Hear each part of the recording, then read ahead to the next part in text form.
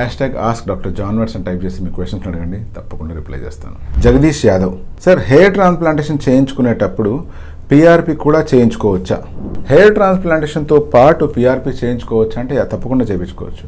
But నిజంగా PRP అవసరం ఉందా లేదా అనేటువంటిది మీ హెయిర్ ట్రాన్స్ప్లాంటేషన్ సర్జన్ డిసైడ్ చేస్తారు. ఒకవేళ మీ డోనర్ ఏరియా చాలా వీక్గా ఉంది అండ్ ఉన్న డోనర్ హెయిర్ స్ట్రాండ్స్ కూడా చాలా పల్చగా ఉన్నాయనుకోండి, అటువంటి సిచ్యువేషన్లో హెయిర్ ట్రాన్స్ప్లాంటేషన్ చేసేటప్పుడే పిఆర్పి కూడా ఇచ్చి హెయిర్ గ్రోత్ని ప్రమోట్ చేస్తాము. అలా కాకుండా జస్ట్ మీరు హెయిర్ ట్రాన్స్ప్లాంటేషన్ చేయించుకుంటే మీకు మధ్యలో ఒక 2 పిఆర్పీలు ఫ్రీ ఇస్తాము అని కనుక ఎవరైనా ఆఫర్ చేస్తున్నారంటే మీరు మళ్ళీ ఒకసారి ఆలోచించవలసిన అవసరం ఉంది. బట్ ఎవరెవరికైతే ఇలా హెయిర్ ట్రాన్స్ప్లాంటేషన్ జరిగేటప్పుడే పిఆర్పి చేస్తుంటామో అటువంటి సిచ్యువేషన్ని బయోఎఫ్యుఈ హెయిర్ ట్రాన్స్ప్లాంట్ అని అంటాం. ఈ మధ్య కాలంలో చాలా మందికి ఈ బయోఎఫ్యుఈ హెయిర్ ట్రాన్స్ప్లాంట్ అవసరం వస్తూనే ఉంది.